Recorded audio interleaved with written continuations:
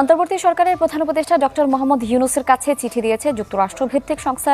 শেখ হাসিনার প্রতি যুক্তরাষ্ট্রের পূর্ণ সমর্থন আছে বলে জানিয়েছেন মার্কিন পররাষ্ট্র দপ্তর। এছাড়া নিশ্চিত করা হয়েছে ভারতের সাথে দ্বিপক্ষীয় বৈঠকে আলোচনা হয়েছে বাংলাদেশ বিষয়ে। I have great pleasure in welcoming Her Excellency Sheikh Hasina, Prime Minister of the Republic of Bangladesh. এবার প্রধানমন্ত্রিত্ব ফিরে পেতে আন্তর্জাতিক আদালতের শরণাপন্ন হচ্ছেন বাংলাদেশের ক্ষমতাচ্যুত সাবেক প্রধানমন্ত্রী শেখ হাসিনা। বাঘের মতো গর্জন দিয়ে এই ইউনূসকে বাংলাদেশের মাটি থেকে বিতাড়িত করতে হবে।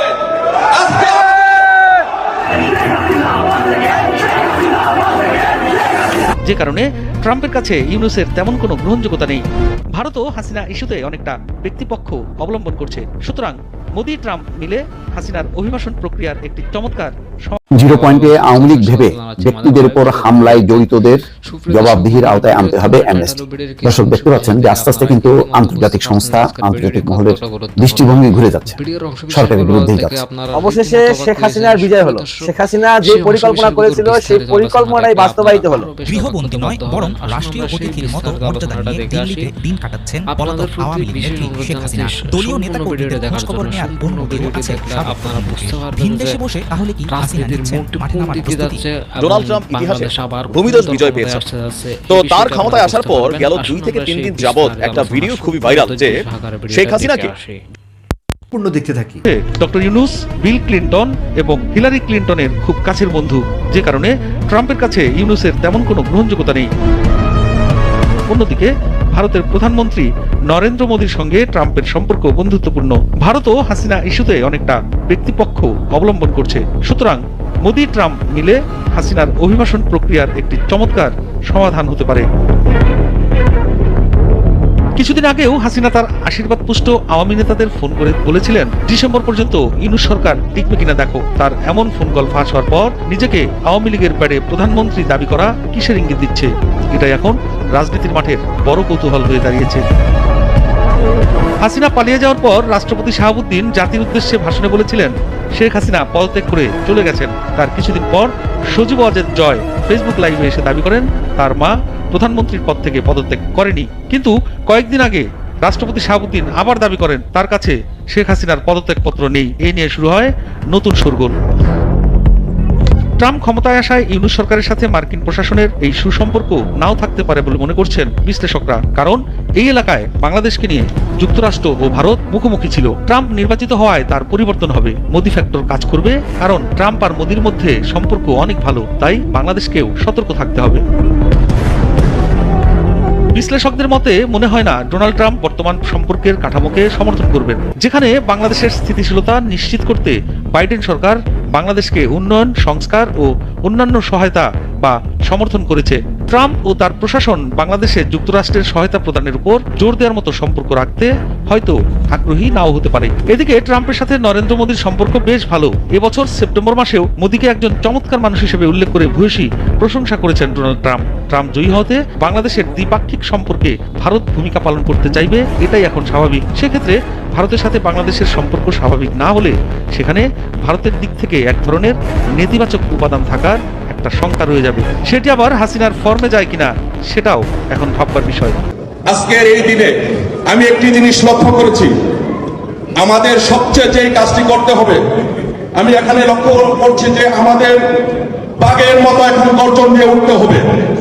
আপনারা একটি জিনিস লক্ষ্য করেছেন, যখন সিলেটের মেয়র জনাব আনোয়ারুজ্জামান চৌধুরী যখন মঞ্চ প্রবেশ করেছেন, তার পিছনে অসংখ্য নেতা কর্মী যারা এসেছেন তারা বাঘের মতো গর্জন দিয়ে এসেছেন। প্রত্যেকটি নেতা কর্মীদেরকে আমাদের আনোয়ারুজ্জামান চৌধুরীর মতো বাঘের মতো গর্জন দিয়ে এই ইউনূসকে বাংলাদেশের মাটি থেকে বিতাড়িত করতে হবে। আজকে আমাদের পিছনে থেকে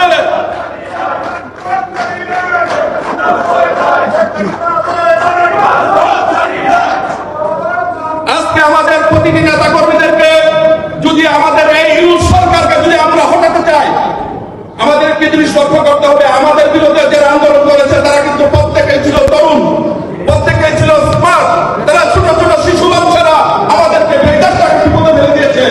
তাই আমাদের মতো আমি বলবো সমাজে তারুণ্যের হাত ধরে এই যুবলীগকে যুক্তরাজ্যের মানুষকে নেতৃত্ব দিতে হবে। এই যুক্তরাজ্যের নেতৃত্বে যুক্তরাজ্য যুবলীগের নেতৃত্বে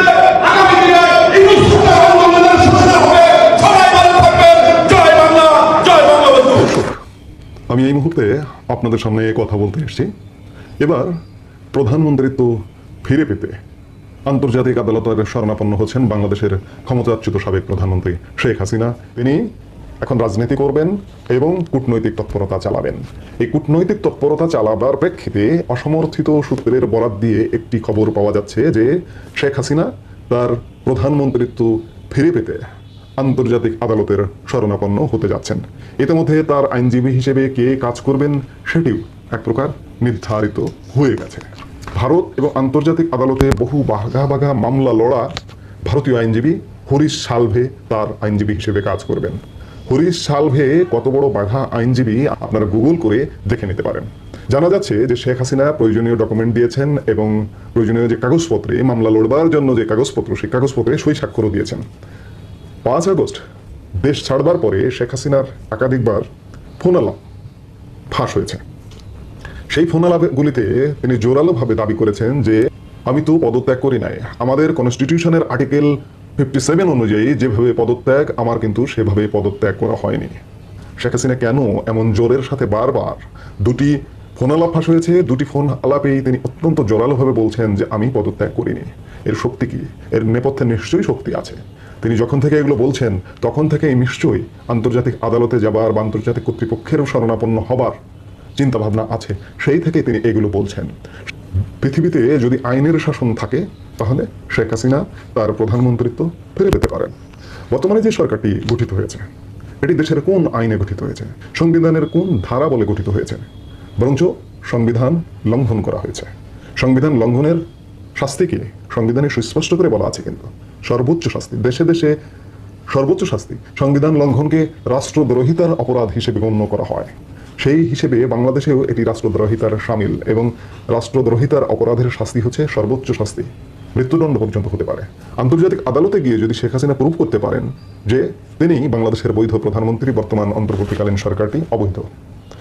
বর্তমান অন্তর্বর্তীকালীন সরকারটি তো একটি অবৈধ সরকার, এটি একটি বিপ্লব, একটি গণ অভ্যুত্থানের মাধ্যমে গঠিত হয়েছে, কিন্তু আইন তো আর গণ অভ্যুত্থান মানে না। আন্তর্জাতিক আদালত যদি তলব করে যে তোমরা কিভাবে কোন প্রক্রিয়ায় সরকারটি গঠিত হয়েছে, এর এগেনস্টে আইনের কি ভিত্তি কি, কিন্তু এই সরকারটি দেখাতে পারবে না। যদি শেখ হাসিনা সেখানে গিয়ে প্রুভ করতে পারেন যে আমি বৈধ, এই সরকারটি অবৈধ, তাহলে এই সরকারটি স্বাভাবিকভাবে অবৈধ হয়ে যাবে এবং শেখ হাসিনা বৈধ প্রধানমন্ত্রী হবেন। এটি যদি ঘটে, এটি তাহলে পৃথিবীর ইতিহাসে একটি নতুন ঘটনা ঘটবে, বিরল ঘটনা ঘটবে। আসলে কি ঘটছে সেটি অবশ্যই সম্পূর্ণ ভিডিওটি দেখেছেন। এতক্ষণ পর্যন্ত ধৈর্য সহকারে সম্পূর্ণ ভিডিওটা দেখার জন্য আপনাকে অসংখ্য ধন্যবাদ। সুপ্রিয় দর্শক মণ্ডলী, আপনি আপনার ব্যক্তিগত মন্তব্যটি করবেন এবং আমাদের চ্যানেলে নতুন হয়ে থাকলে চ্যানেলটি সাবস্ক্রাইব করুন এরকম নতুন নতুন ব্রেকিং নিউজ পেতে। দেখা হচ্ছে পরবর্তী ভিডিওতে। সুস্থ থাকুন, ভালো থাকুন, আসসালামু আলাইকুম।